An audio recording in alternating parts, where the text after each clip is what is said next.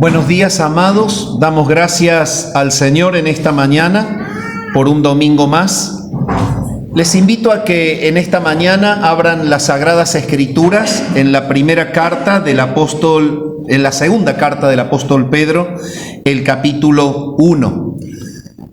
Vamos a leer la palabra del Señor allí, vamos a considerar lo que el apóstol Pedro viene enseñándonos en esta rica carta, su segunda carta, una carta que está justamente dirigida con el propósito de fortalecer a la iglesia y de ayudarle a que no se desvíe por causa del engaño que los gnósticos metían dentro de la iglesia. Estos falsos maestros que atacaban la verdad entremezclando el evangelio con fábulas que verdaderamente no tenían sustento en la sana doctrina. Y el apóstol Pedro está ocupado en fortalecer a los creyentes para que ellos se mantengan firmes sin desmayar. La carta está justamente dirigida a personas que estaban en un tiempo de prueba, bajo la persecución y bajo el ataque de engaños que hacían que su fe estuviese al punto de desmoronarse. Esto lo podemos ver claramente en la epístola, cuando él dice que el propósito de él es que la fe de ellos no desmaye. Entonces, vamos a leer en esta mañana un párrafo que se extiende desde el versículo 16 hasta el versículo 21. Estamos ya desglosando esta parte del primer capítulo de la segunda carta de Pedro. Entonces, si son tan amables, vayan a sus Biblias en 2 Pedro 2, 16 al 21. 1, 16 al 21. Segunda Pedro, capítulo 1, versículos 16 al 21. Dice así la palabra del Señor: porque no os hemos dado a conocer el poder y la venida de nuestro Señor Jesucristo, siguiendo fábulas artificiosas, sino como habiendo visto con nuestros propios ojos su majestad. Pues cuando Él recibió de Dios Padre honra y gloria, le fue enviada desde la magnífica gloria una voz que decía: este es mi Hijo amado, en el cual tengo complacencia. Y nosotros oímos esta voz, enviada del cielo, cuando estábamos con Él en el Monte Santo.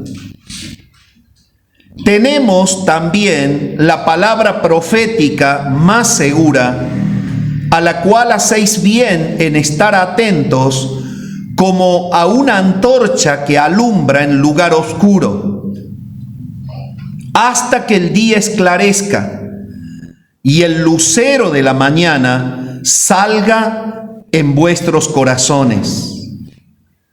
Entendiendo primero esto, que ninguna profecía de la Escritura es de interpretación privada, porque nunca la profecía fue traída por voluntad humana, sino que los santos hombres de Dios hablaron siendo inspirados por el Espíritu Santo. Hasta aquí nomás la lectura en la palabra de Dios. Entonces, a manera de contextualizar, solamente hago una pequeña introducción.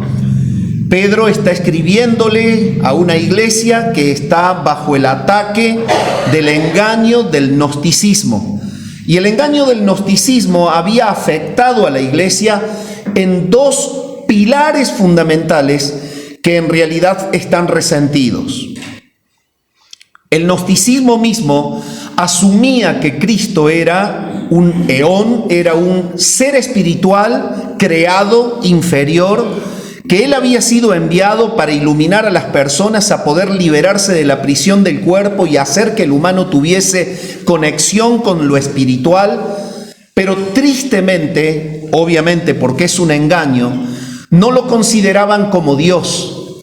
Entonces, lo que Pedro está apuntando es que es tan sutil el engaño de escuchar que ellos aceptan de que Cristo es un enviado y aceptan de que Cristo verdaderamente murió para redimir, pero no aceptan que Él es Dios y Señor. Tenían una confusión, una mezcla que adaptada al cristianismo era muy difícil si no se observaba perfectamente lo que la doctrina dice, era muy difícil de detectar.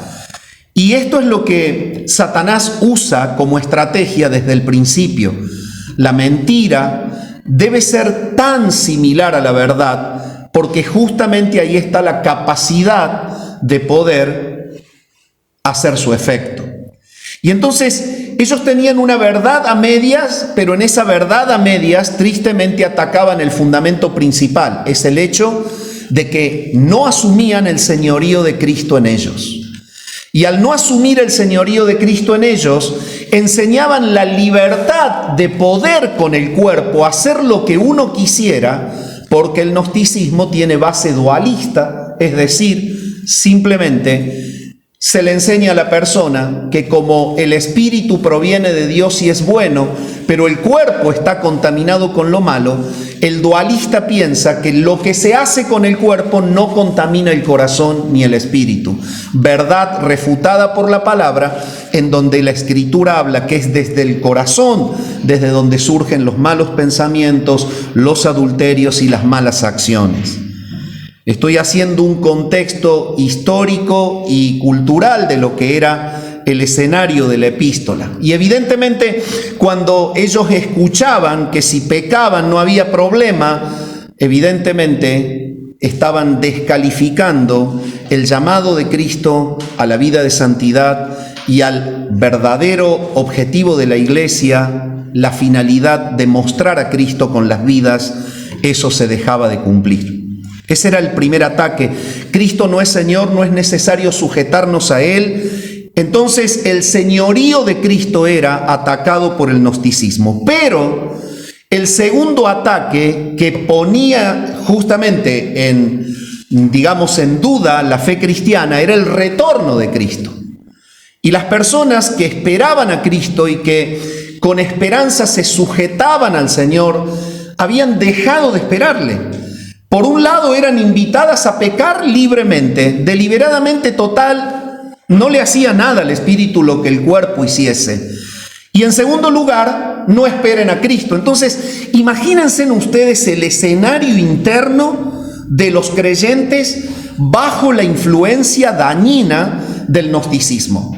Imagínense ustedes que la Escritura les estaba enseñando la necesidad de la santificación, la creciente necesidad del conocimiento de Cristo y de Dios, y el hecho de poder mostrar a Cristo con sus vidas y que ellos le digan no es necesario. Imagínense en la confianza y la esperanza de ustedes que con ilusión esperan a Cristo y que alguien venga a decirles Cristo en realidad es una falacia que Él vuelve.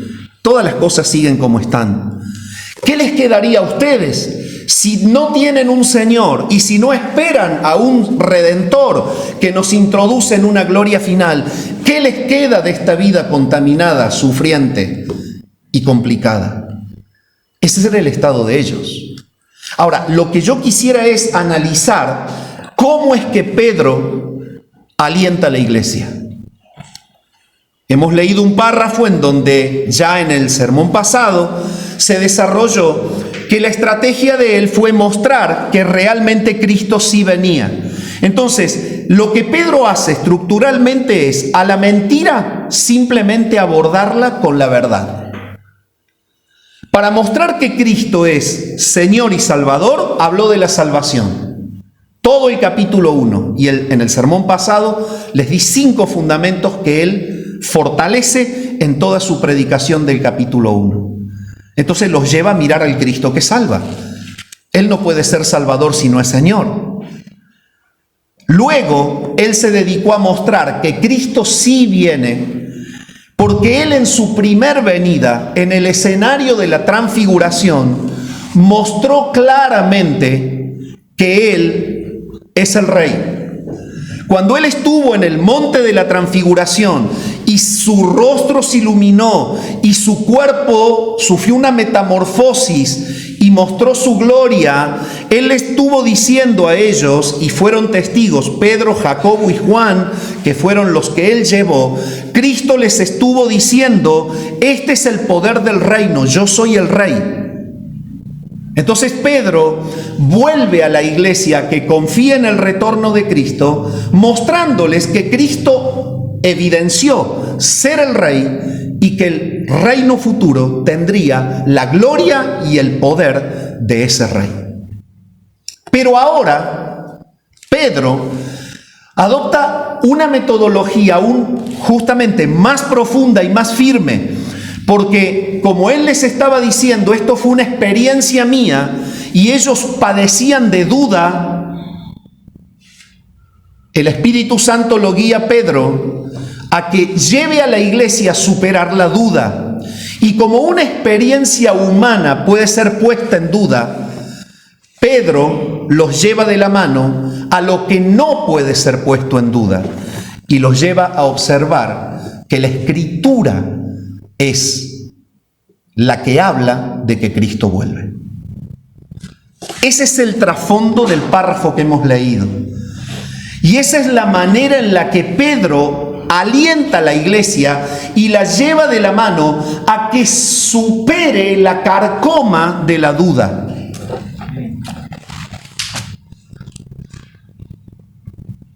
Por eso el sermón de esta mañana lo he titulado Confía en las Escrituras hasta que Cristo vuelva.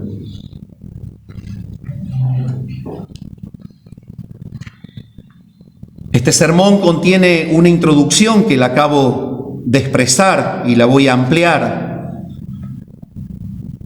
Y contiene un primer punto que es confiar en ellas porque iluminan nuestra oscuridad interior. Y en tercer lugar, confiar en ellas porque son inspiradas por Dios. Hay dos fundamentos que Pedro les da a los creyentes para que se aferren de nuevo a la verdad y salgan de la carcoma, del caos, de esta decadencia provocada por la duda que sembraron los gnósticos. Existe un dicho en la sociedad y que tiene en sí una conexión directa con una filosofía demoníaca. ¿Recuerdan ese texto en la palabra de Dios en donde habla que la sabiduría que proviene de lo alto es primeramente pura, pacífica, pero la sabiduría que es terrenal, es animal y es diabólica, es otra? Eso quiere decir que la sabiduría que muchas veces reina en la sociedad humana es la sabiduría diabólica. Y en ese trasfondo y contexto en el que se mueven los gnósticos son elementos de Satanás introducidos dentro de la iglesia. Gracias, ternura. Gracias.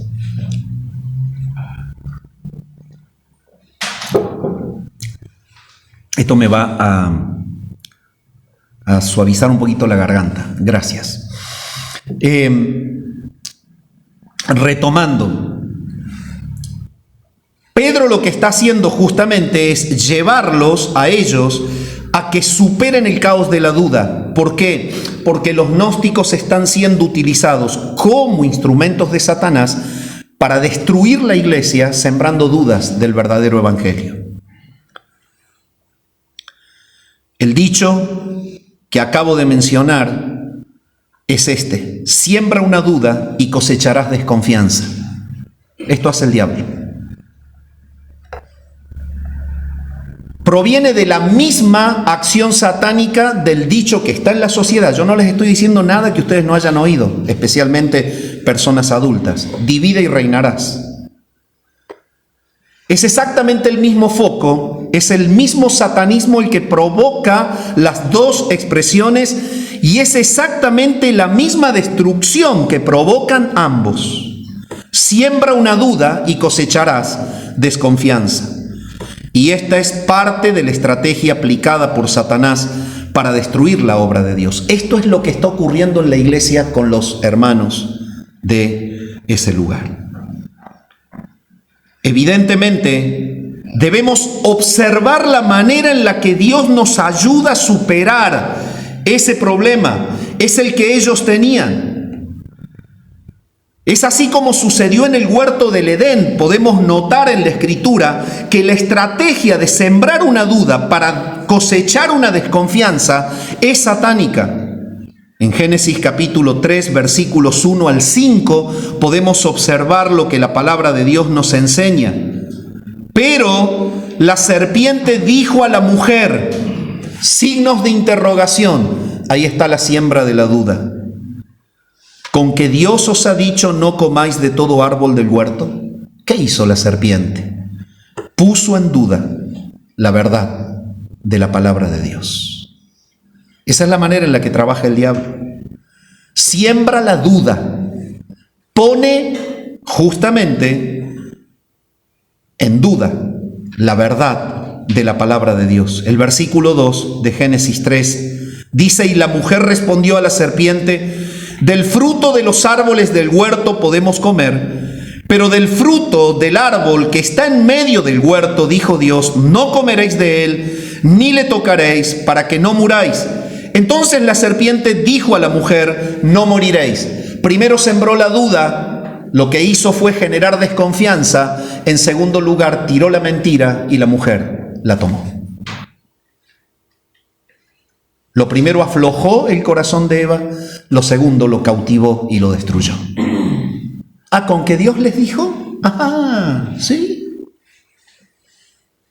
Preparó el terreno y luego tergiversó la palabra de Dios y le dijo, Él les dijo que van a morir, bueno, yo te digo que no van a morir. Y ella, atrapada por la desconfianza, que es el resultado de sembrar la duda, cayó en el pecado. Es tremendo, pero es la estrategia satánica.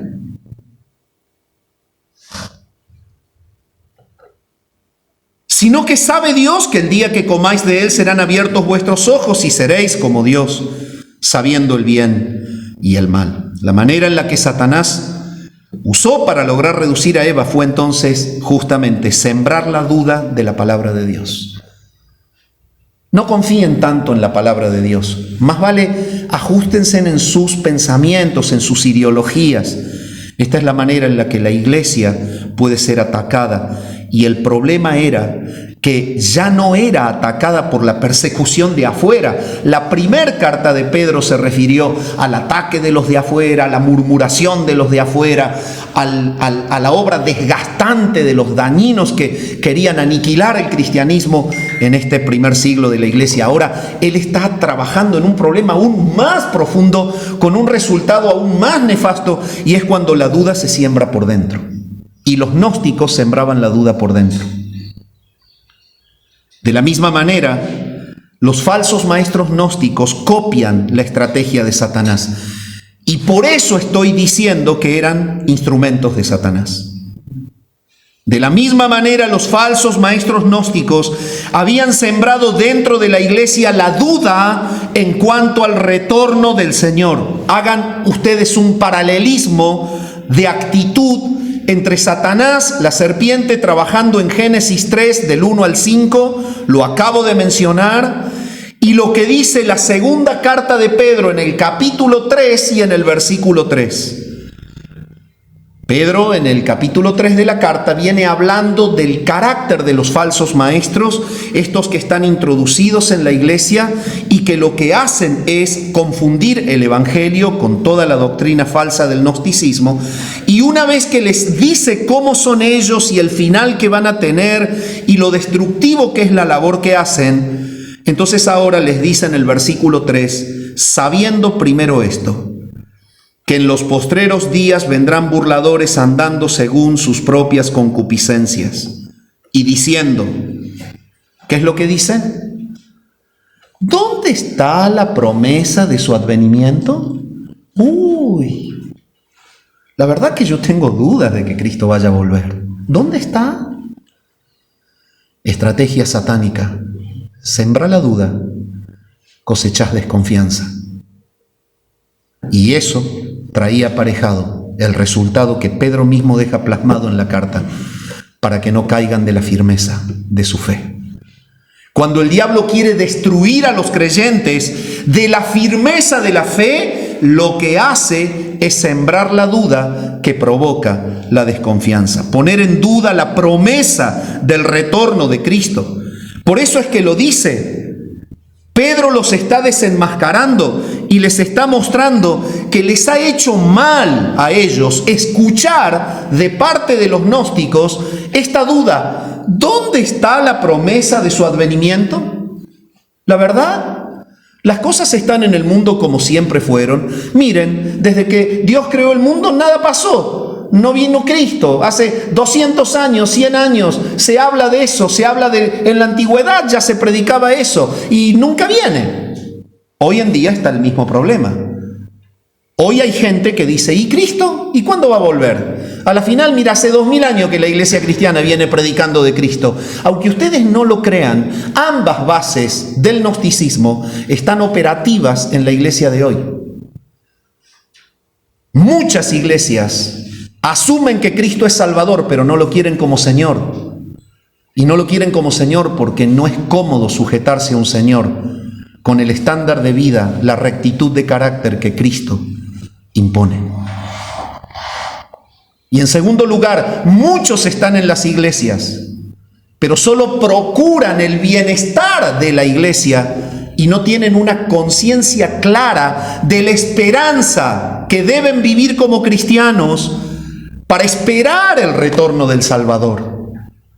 Ambas raíces del gnosticismo están atacando el cristianismo actual y tenemos tristes resultados. Cristianos desesperadamente desalentados por escuchar la mentira de Satanás.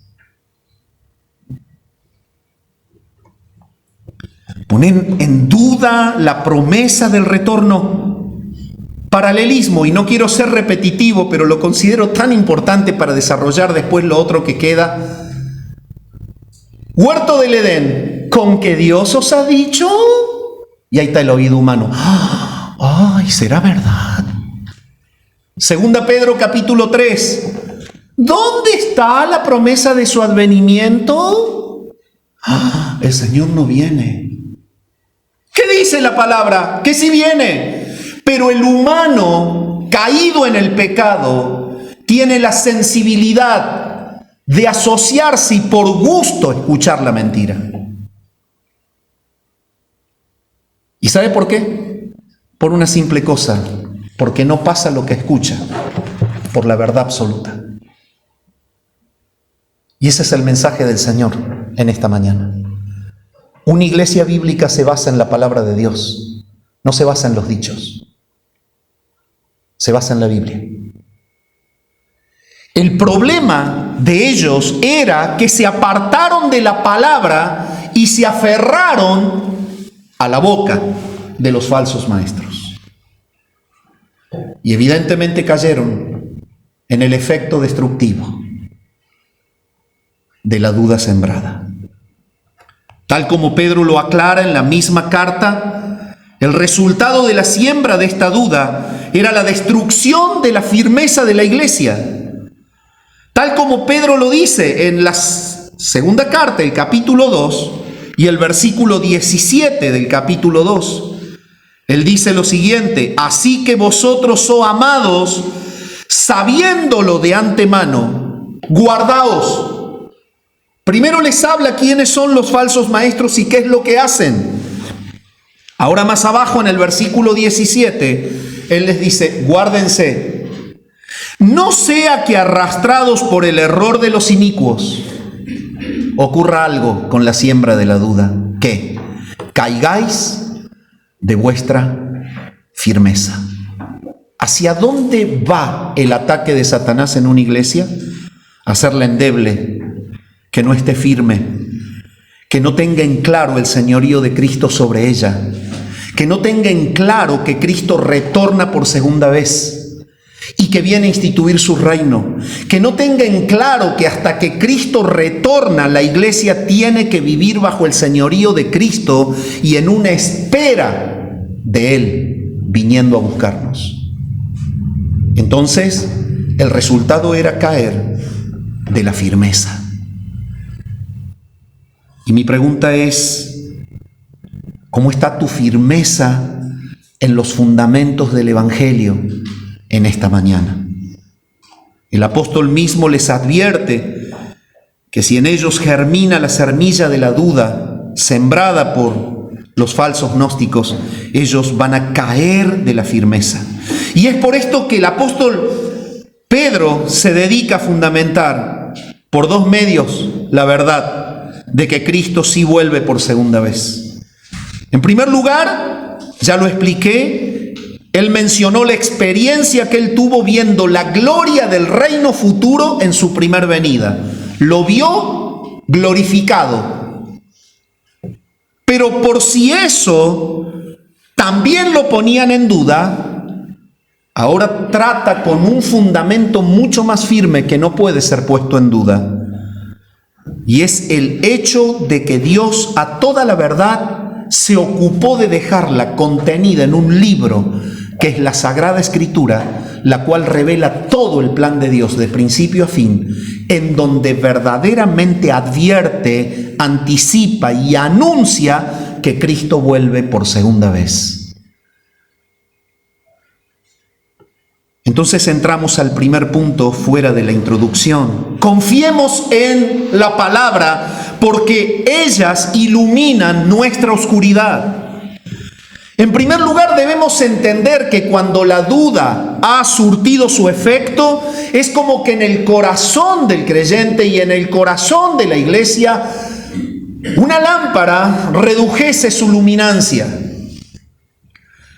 Me recordaba cuando estudiaba esto para predicarlo hoy, a los problemas que tenemos cuando la empresa generadora de la energía tiene algún problema y nosotros tenemos en nuestra casa un bombillo, una lámpara que tiene una intensidad de luminancia, pero cuando hay algún problema que hay en la generadora y la tensión cae, la lámpara se pone tenue y la luz no se apaga, pero queda en una potencia media. La iglesia a la cual escribe Pedro es una iglesia dolida. La iglesia a la cual escribe Pedro es una iglesia que tiene una lámpara encendida porque está viva, pero algo pasa, que su potencia de iluminación está a la mitad. En primer lugar, debemos entender que el Señor habla a los que tienen la iluminación de su corazón por este motivo, por haber escuchado la mentira de los gnósticos, en una iluminación media. Confiemos en la palabra porque ellas iluminan nuestra oscuridad. Pedro lo que está haciendo es lo siguiente. Él está diciéndoles, lo único que puede destruir la mentira es la verdad, y la verdad está acá. Si aún ustedes quieren dudar de que yo estuve en el Monte Santo con él y de que lo vi transfigurado, si quieren también poner en duda la palabra apostólica, bárbaro, pero yo no los voy a dejar que claudiquen. Los voy a llevar de la mano a lo que no pueden poner en duda. Es la palabra de Dios. Hermano amado, aférrate a las Escrituras si tú deseas volver a tener la potencia de la luminancia de tu corazón al máximo.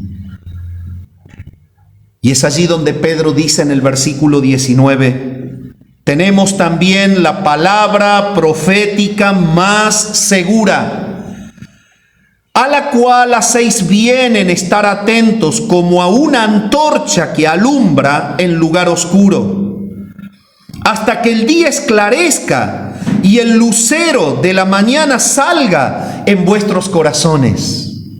Tremenda expresión. Pedro los lleva de la mano a que ellos vean los recursos espirituales.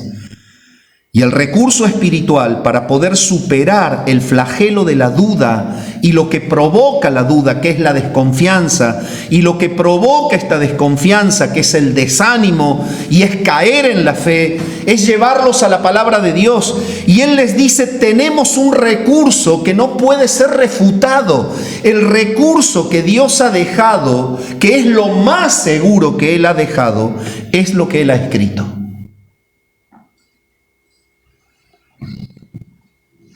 Primera enseñanza, ¿vos pasás por la Biblia todo lo que escuchás?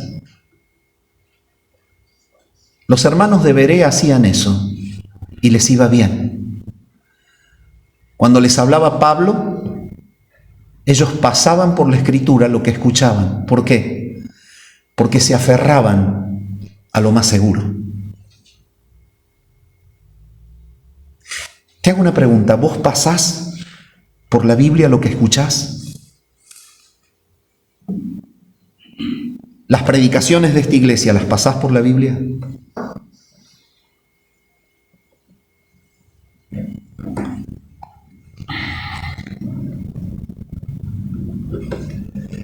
¿Sabes una cosa, amado? Cuando Pedro lleva a la iglesia a recuperarse del flagelo de la duda, no les da una receta mágica, no les impone las manos, no se presenta como el apóstol lleno de dones y le dice, te mando que la duda se te vaya, y ¡pum!, como por arte de magia, su mente dejó de dudar, su corazón se alentó. No. Pedro los lleva de la mano a lo que lo apoya y lo fortalece a él mismo, a Pedro le fortalecía. Por eso él dice, tenemos. Él se pone dentro de un grupo de personas que cuentan con el recurso más seguro para no seguir la mentira de los gnósticos. Él mismo está basándose en lo que Dios dice sobre el retorno de Cristo. Él mismo está diciéndoles que para él su ánimo, su aliento, su firmeza y su fortaleza está en volver a la palabra de Dios. Mi pregunta es esta: ¿qué distancia tienes de la Escritura? La medida en la que la duda, la mentira pueda hallar cabida en tu corazón es la medida en la que tu interior está vacío de la palabra de Dios. Escuchaba una vez cuando era niño la predicación de un gran hermano, no de esta denominación, pero un santo hombre de Dios que caló mi vida muchas veces desde el púlpito. Él decía, si tu corazón no está lleno de la palabra de Dios, seguramente el diablo se encargará de llenarlo de basura en todo el lugar que le dejaste libre para que lo haga. No me lo voy a olvidar más, yo tenía 11, 12 años.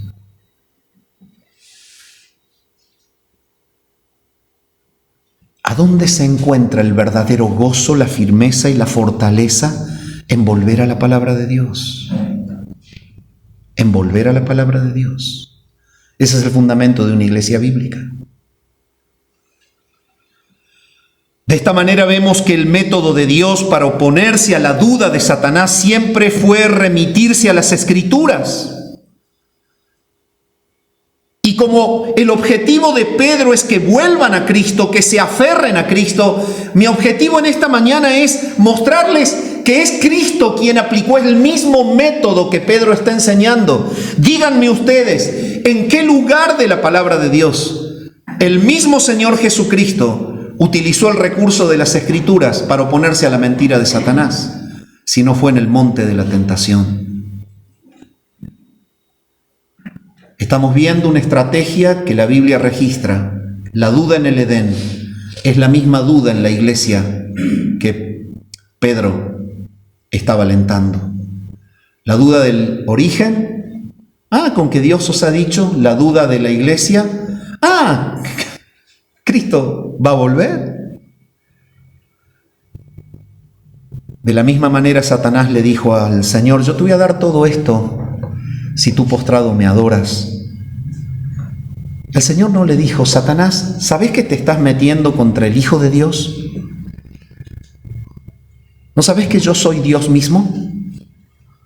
¿Lo podría haber hecho? Digo, ¿estaba equivocado si se lo decía? Yo creo que no, si él era Hijo de Dios. Pero ¿usted sabe lo que hizo Cristo? Usó el recurso. Fue atacado como hombre, el siervo que, como representante de la iglesia en la tierra, verdaderamente iba a triunfar, derrotando a Satanás. Y él, como el siervo que iba a derrotar la mentira de Satanás, no usó su poder como Dios para vencer a ese ángel que ya tiene determinado un tiempo en el que va a ser condenado. Lo dejó que actúe, pero le mostró que como siervo representando a la iglesia, el recurso es la palabra de Dios. ¿Y sabe lo que hizo Cristo? Le dijo a Satanás: escrito está, escrito está, no tentarás al Señor tu Dios. ¿Qué les dice Pedro a los hermanos en aquel tiempo? ¿Qué dice Dios sobre la venida de Cristo? No, pero es que yo escuché al gnóstico que me dijo: ¿y a dónde está la venida de él? Mira todo el tiempo que... ¡Pará! ¿Por qué escuchás lo que Dios no dice? ¿Qué dice Dios sobre la venida de Cristo? Mi amado, cuando alguna angustia cubra tu corazón por algo que oís, referido a la doctrina, una falsa doctrina, o lo que cale tu alma, anda a la Biblia. Si escuchas algo que te golpea y te duele porque realmente te deja mal parado, busca tu amparo, tu firmeza en la verdad de la palabra de Dios. El libro de Dios contiene todo el ingrediente para que un hijo de Dios espere a Cristo y sea justamente introducido a la gloria final.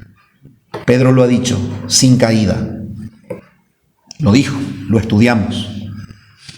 Si estas cosas están en vosotros y abundan, no os dejarán estar ociosos y sin fruto en cuanto al conocimiento de Dios y del Señor Jesucristo, porque el que hace estas cosas no cae jamás.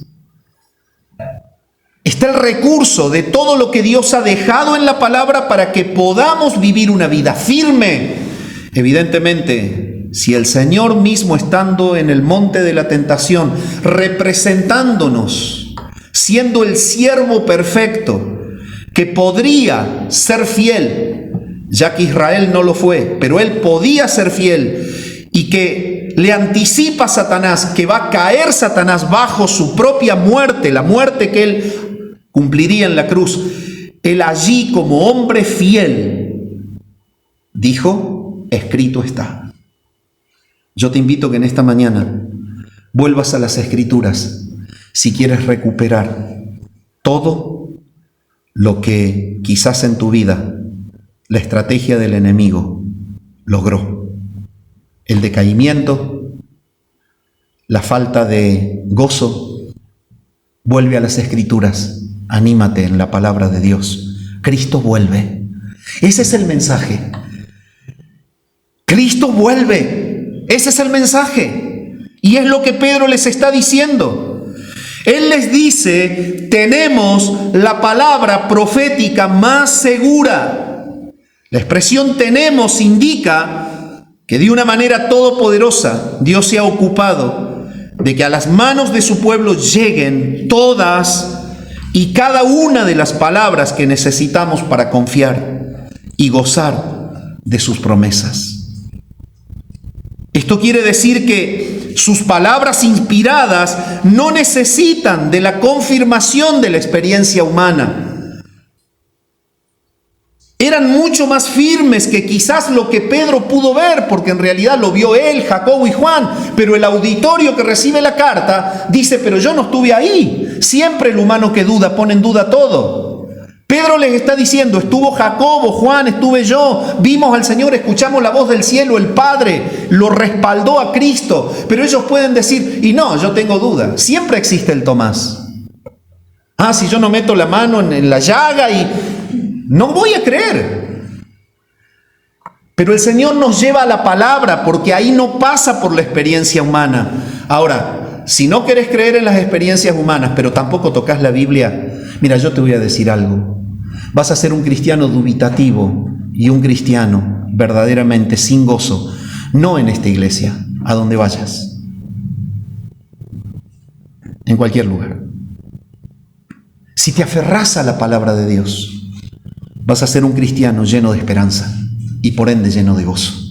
El gozo de esperar al Señor que vuelve te lleva a vivir una vida de purificación, de santidad y de servicio para Él. Tenemos la palabra profética más segura. Es por esto que Pedro les dice que esa palabra profética es la más segura.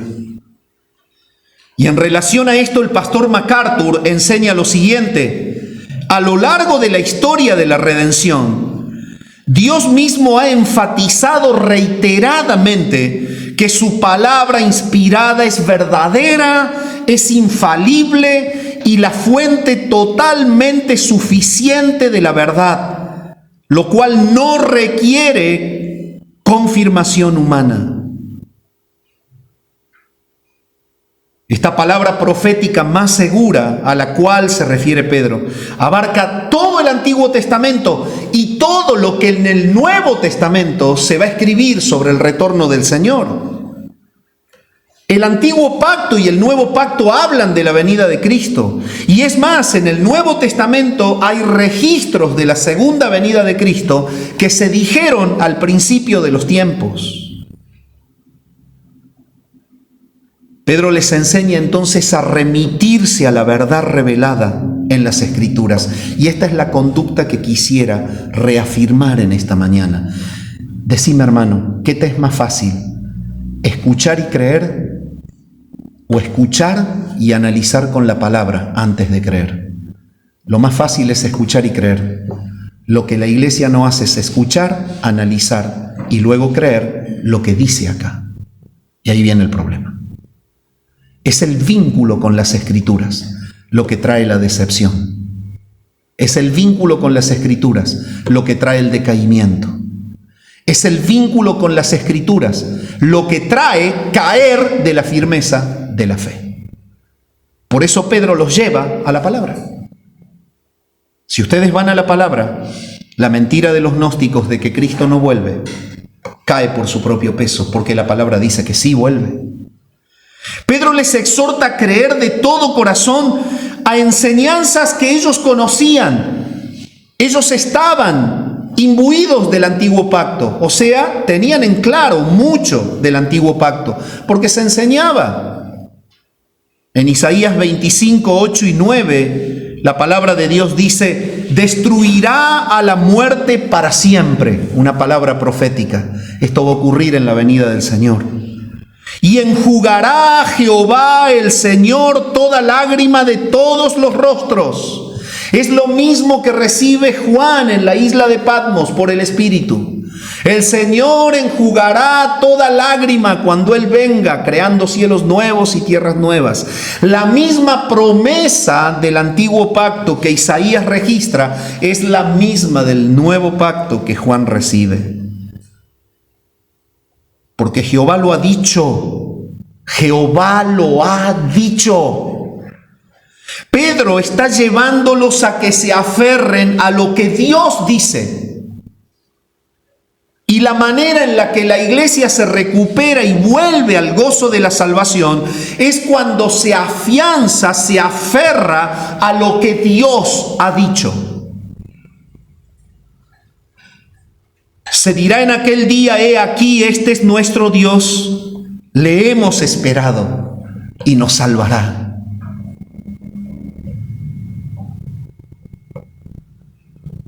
Este es Jehová a quien hemos esperado.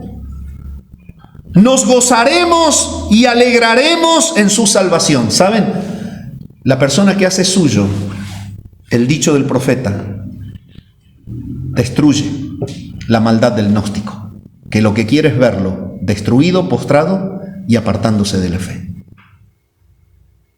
¿Qué dice la palabra? Nos gozaremos y nos alegraremos en su salvación y le esperaremos porque Jehová vuelve por su pueblo. ¿Qué decían ellos? ¿Dónde está la promesa de su advenimiento? ¿Qué dice Dios? Él vuelve, gózate en Él. Esa es la manera de destruir la mentira. Pásala por la palabra. Sujeta tu corazón a la verdad de Dios.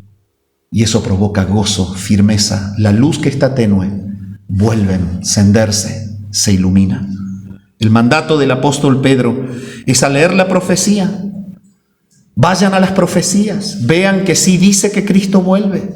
¿Por qué están escuchando la mentira de los gnósticos?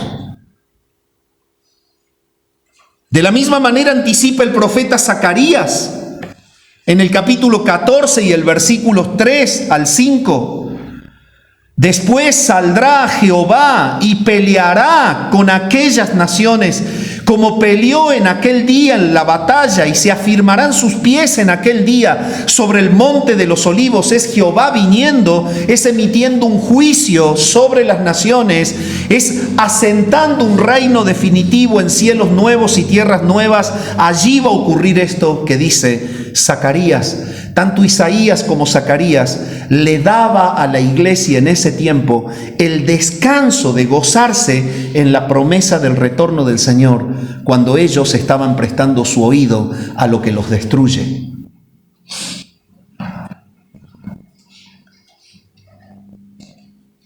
El monte de los olivos se partirá por en medio hacia el oriente y hacia el occidente, haciendo un valle muy grande, y la mitad del monte se apartará hacia el norte y la otra mitad hacia el sur. Y estos son pasajes que hablan de la potencia esplendorosa, de la gloria que Pedro vio en la transfiguración, esa gloria de esa persona divina, pero que ahora viene en juicio, en su segunda venida. Y Él, con la potencia de su gloria, va a derretir la tierra. Esto va a cambiar. Él va a hacer cielos nuevos y tierras nuevas. Pero lo importante es que Pedro les dice: crean que Cristo viene por segunda vez, y gócense en esto. Ambos pasajes revelan la imponente gloria del Señor en su retorno y muestran su impacto sobre la creación material. Debemos salir del escenario del decaimiento que provoca la mentira y volver al gozo de la espera del Señor. Eso es lo que Pedro les dijo a ellos en esa oportunidad. No solamente en el antiguo pacto, te invito a que vayas a Colosenses capítulo 3, versículo 4. Colosenses capítulo 3 y versículo 4, dice la palabra del Señor lo siguiente: cuando Cristo, vuestra vida, se manifieste, entonces vosotros también seréis manifestados con Él en gloria. Cristo viene en gloria. Y lo que está diciéndonos tanto el antiguo pacto como el nuevo pacto es que nosotros estamos dentro de la potencia de ese reino. La potencia gloriosa de ese reino es para los que han creído en Él. Entonces, Pablo, en este caso, les dice a los de Colosas que cuando Cristo se haga presente, allí veremos que está ligada nuestra vida a la vida de Él. Por eso en esta interjección gramatical, 2 comas que contienen una explicación, dice: cuando Cristo, que podríamos parafrasearlo, que es vuestra vida, cuando Él se manifieste, veréis que tu vida está ligada a Él en gloria.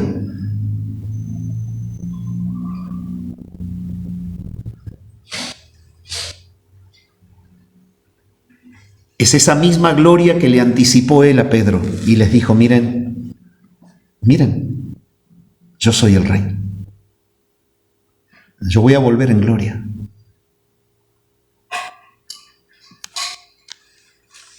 Si eres tan amable, veamos la potencia de su gloria. Primera Tesalonicenses capítulo 4, la potencia de su gloria en el retorno. Primera Tesalonicenses,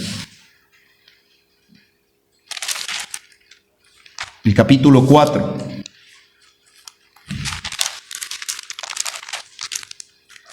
El versículo 13 en adelante dice: tampoco queremos, hermanos, que ignoréis acerca de los que duermen. Ellos decían: ¿en qué quedó la promesa de su advenimiento? ¡Cuánta maldad! ¿Qué dice Dios? Tampoco queremos, hermanos, que ignoréis acerca de los que duermen, para que no os entristezcáis como los otros que no tienen esperanza, porque si creemos que Jesús murió y resucitó, esto es lo que le corresponde a los que han nacido de nuevo, los que creen que Jesús murió y resucitó. Así también traerá Dios con Jesús a los que durmieron en él. Por lo cual os decimos esto en palabra del Señor, que nosotros que vivimos, que habremos quedado hasta la venida del Señor, no precederemos a los que durmieron, porque el Señor mismo, con voz de mando, con voz de arcángel y con trompeta de Dios, descenderá del cielo, y los muertos en Cristo resucitarán primero. Luego nosotros, los que vivimos, los que hayamos quedado, seremos arrebatados juntamente con ellos en las nubes para recibir al Señor en el aire, y así estaremos siempre con el Señor. Ahora, ¿qué dice más abajo? ¿Crean a la mentira? No, fíjense en lo que dice Pedro.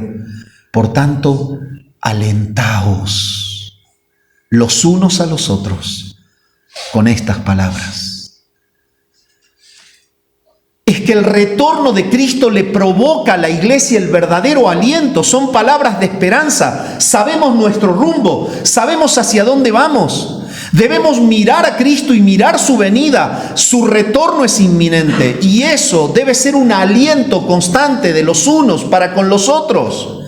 Cuando Pablo les habla a los colosenses en el capítulo 3 y el versículo 4, les dice: ustedes van a ser manifestados con Él en gloria. Pablo también les habla a los de Tesalónica y les hace ver cómo va a actuar la gloria. La gloria de la venida de Cristo va a ser justamente atraer a los suyos para que estén siempre con Él. Es más, habla de que va a haber resurrección de muertos. Habla de que va a haber transformación de cuerpos.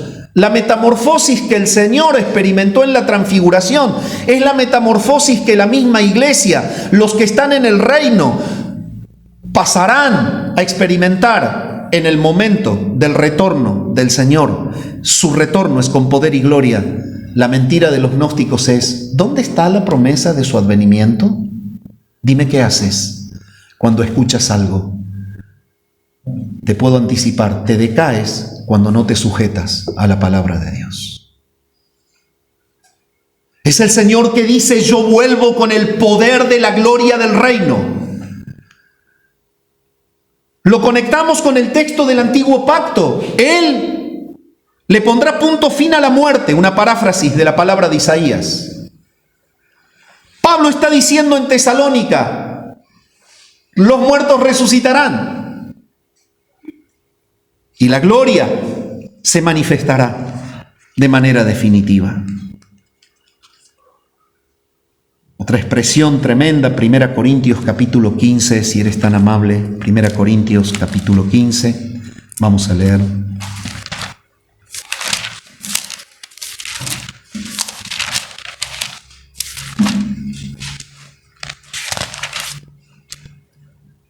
He aquí os digo un misterio, versículo 51 en adelante.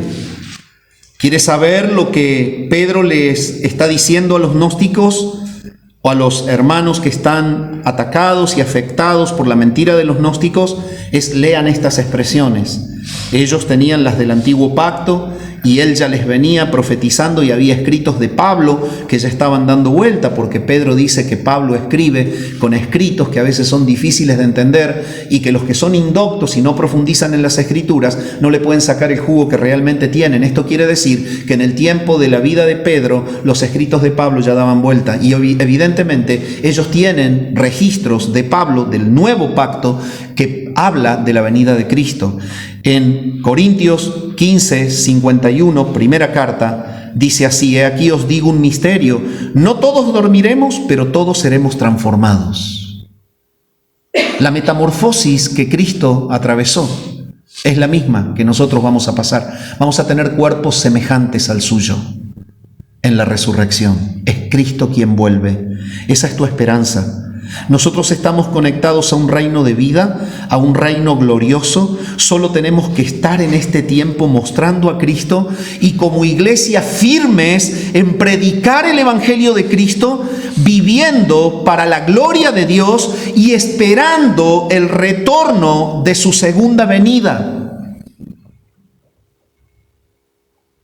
En un momento, dice Pablo, en un abrir y cerrar de ojos, a la final trompeta, porque se tocará la trompeta y los muertos serán resucitados incorruptibles y nosotros seremos transformados.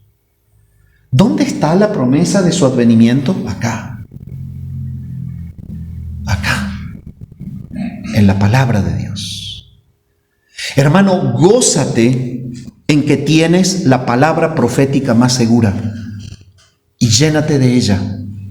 En la medida en la que se llene tu corazón de la palabra, será mucho más fácil detectar la mentira y, para colmo, no prestar el corazón a ella.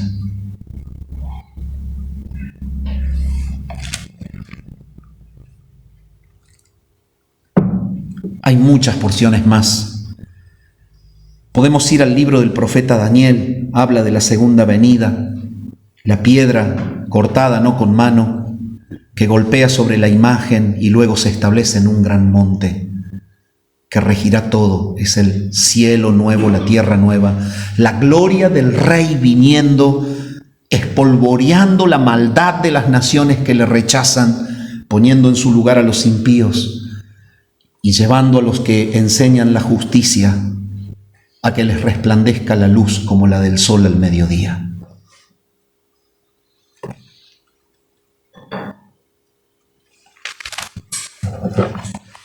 ¿Qué hace Pedro? Simplemente lo que estoy haciendo. Llevarlos por la palabra en el antiguo pacto y en el nuevo pacto para que vean que decir ¿dónde está la promesa de su advenimiento? Es mentir. Y que si en algún momento causó algo en tu vida eso, te goces en que el Señor dice, he aquí, Él viene pronto.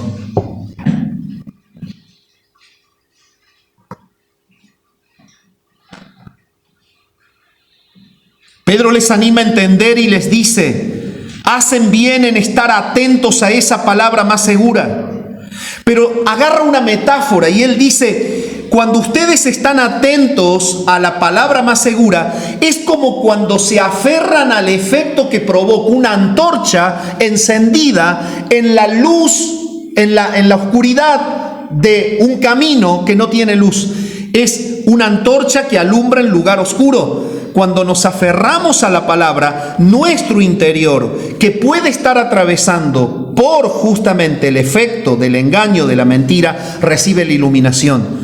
De la misma manera, y para ellos esto era algo habitual, en los caminos oscuros de aquellas ciudades donde no había el sistema de energía eléctrica de hoy, solo había iluminación a luz de lámpara. Bueno, pero el poder ver el efecto de una lámpara iluminando un lugar oscuro era algo verdaderamente acogedor. Qué lindo ver la iluminación en medio de las tinieblas.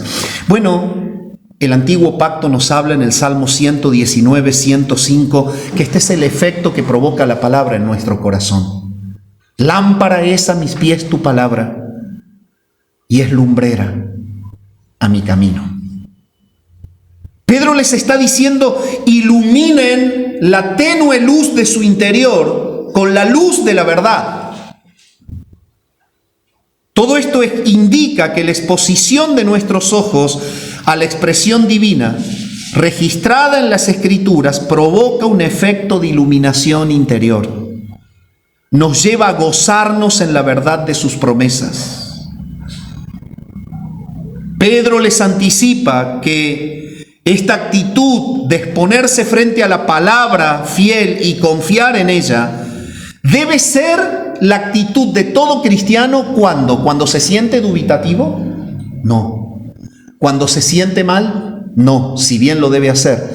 Debe ser hasta que el día esclarezca y el lucero de la mañana resplandezca en nuestros corazones. Es hasta que la llegada de Cristo en gloria verdaderamente nos muestre todo lo que la promesa anticipaba.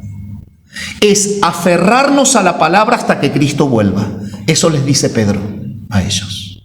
Mi pregunta es esta. Hoy todavía Cristo no volvió. Mi pregunta es, ¿seguís creyendo que Él vuelve? ¿Simplemente es una cuestión de doctrina el hecho de que decimos Cristo vuelve? ¿O es un motivo de gozo y de esperanza que esperas al Señor?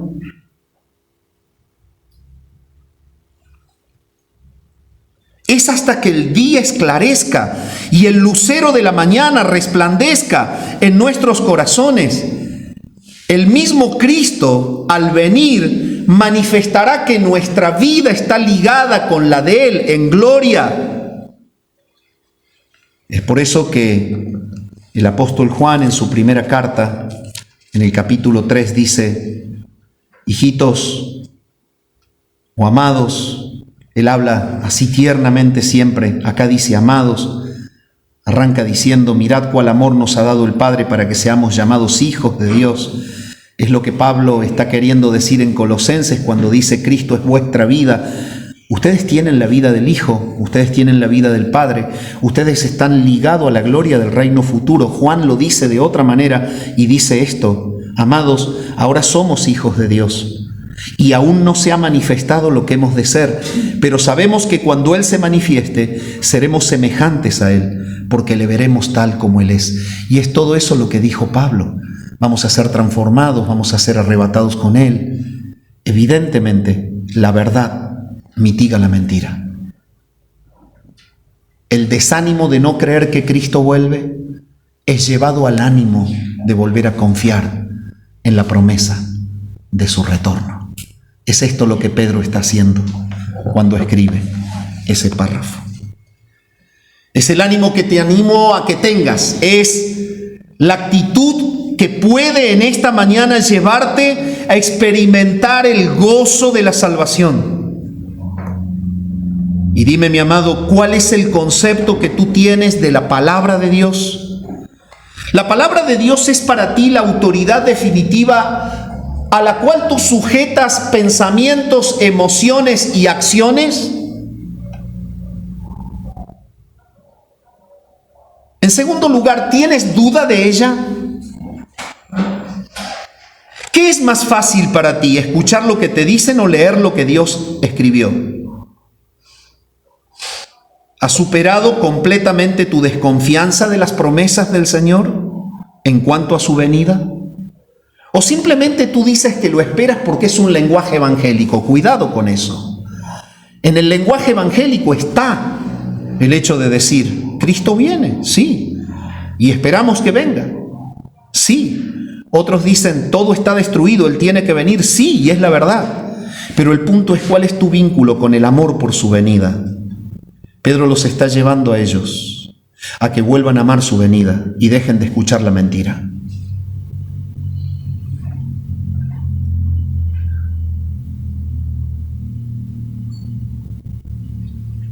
Debemos confiar en ellas porque fueron inspiradas por Dios. Es por eso que Pedro cierra el párrafo y con esto ya cerramos el párrafo y seguiremos en otro momento, entendiendo primero esto, que ninguna profecía de la Escritura es de interpretación privada, porque nunca la profecía fue traída por voluntad humana, sino que los santos hombres de Dios hablaron siendo inspirados por el Espíritu Santo. ¿Por qué es la palabra profética más segura?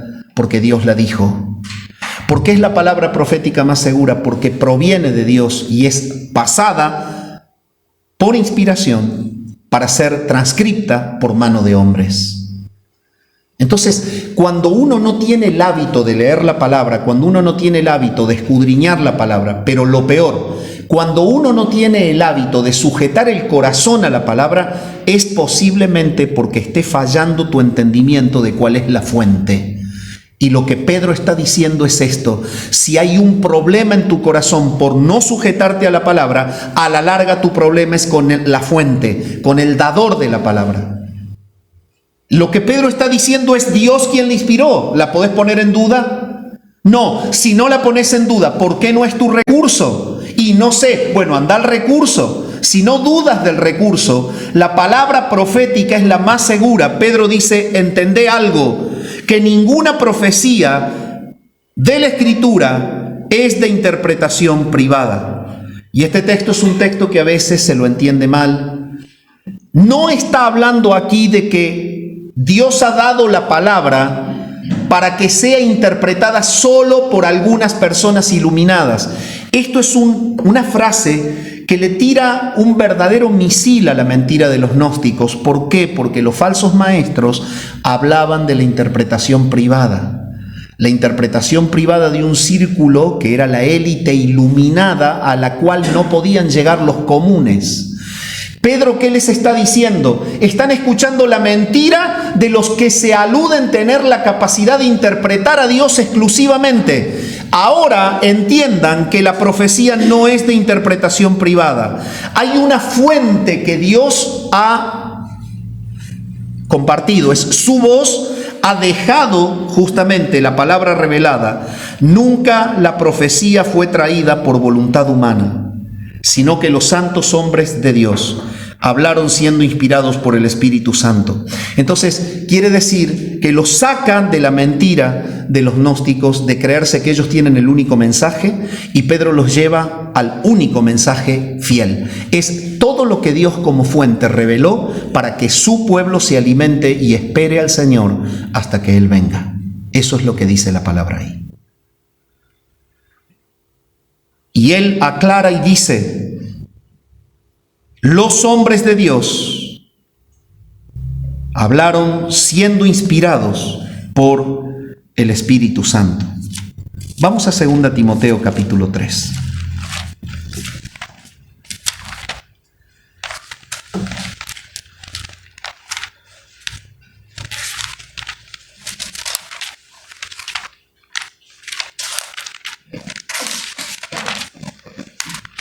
En 2 Timoteo capítulo 3 dice lo siguiente, el versículo 16, toda la Escritura es inspirada por Dios.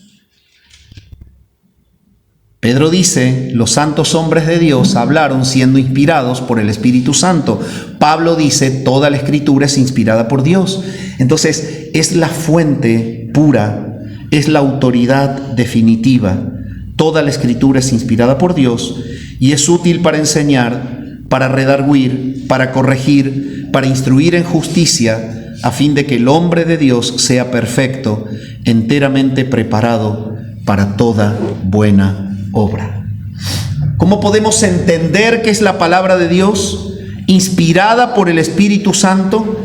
Es que debemos analizar su efecto, lo que provoca en la vida del hombre. Por eso es que Pedro los lleva a ir a la palabra y a creer en que la palabra es inspirada por Dios. En Hebreos capítulo 4, y con esto termino, la Escritura nos dice claramente cuál es su efecto y por qué ella es inspirada por Dios. Dice así el versículo 12, porque la palabra de Dios es viva y es eficaz. Cuando la palabra misma dice que es viva, la palabra misma está advirtiendo que es inspirada por Dios. Porque es Dios el que la da, por eso tiene vida la palabra. No es un simple libro. Por lo tanto, Pedro les está mandando a sujetarse a la palabra, porque él sabe que cuando sean impactados por la palabra, la vida de la palabra iluminará sus corazones.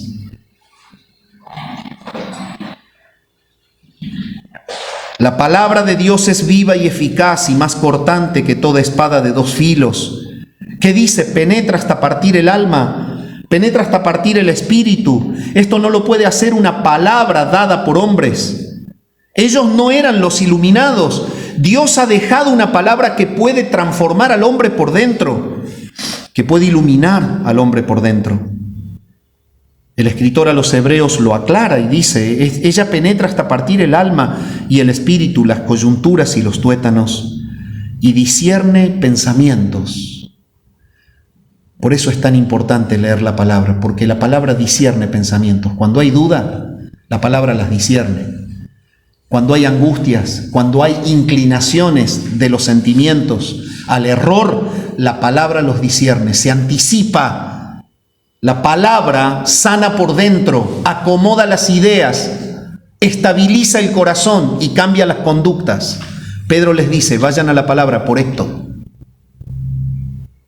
Por esto. Discierne los pensamientos y las intenciones del corazón, y no hay cosa creada que no sea manifiesta en su presencia. Antes bien, todas las cosas están desnudas y abiertas a los ojos de aquel a quien tenemos que dar cuenta cuando estamos frente a la palabra. Verdaderamente, estamos frente a Dios, que Él habló. El Señor nos llama en esta mañana a confiar en la profecía más segura. Y por confiar en la profecía más segura, recuperar el gozo perdido. Iglesia amada, espera al Señor. Vive en la dependencia de Cristo hasta que Él vuelva. Sujétate cada mañana a la lectura de la Escritura. Créela en tu corazón. Pasa todo lo que escuchas por la Biblia. Supera el efecto de la mentira, llenándote de la palabra de Dios. Es por eso que Pablo dice, la palabra de Cristo mora en abundancia en vosotros. Hablando entre vosotros, ¿cómo? Con salmos, con himnos, con cánticos espirituales, hasta que el Señor venga. Y si hay alguien en este lugar que aún no obedece a la palabra, sepa que la Escritura te manda en esta mañana que tú te arrepientas. La misma Escritura dice que Dios manda a los hombres en todo lugar que se arrepientan, por cuanto Él ha establecido un día en el cual juzgará al mundo con justicia. Ese día que la palabra nos enseñó que va a llegar es el día que te va a caer si no sos de Cristo. Y el Señor te llama en esta mañana que entiendas que Él es el Señor y el Salvador de todo aquel que cree en Él. Si tú crees a la palabra, ella te manda a que te arrepientas de tu pecado y aceptes a Cristo antes de que venga en juicio y caiga sobre ti. Padre, gracias por tu palabra en esta mañana que nos lleva a gozarnos en tu voz. Es la palabra profética más segura a la cual hacemos bien en estar atentos como a una antorcha que alumbra en lugar oscuro. Señor, gracias porque tú la has revelado y queremos gozarnos en los efectos que provoca el saber que verdaderamente Cristo vuelve, que la muerte será destruida definitivamente, que la vida del reino será establecida definitivamente, que la alabanza, la gloria y todo el servicio hacia tu persona será establecido para siempre. Pero hasta que llegue ese día, queremos ser fieles y no claudicar por causa de falsas doctrinas, falsas enseñanzas, mentiras que debilitan nuestra fe. Oramos al Padre en el nombre de Jesús. Amén.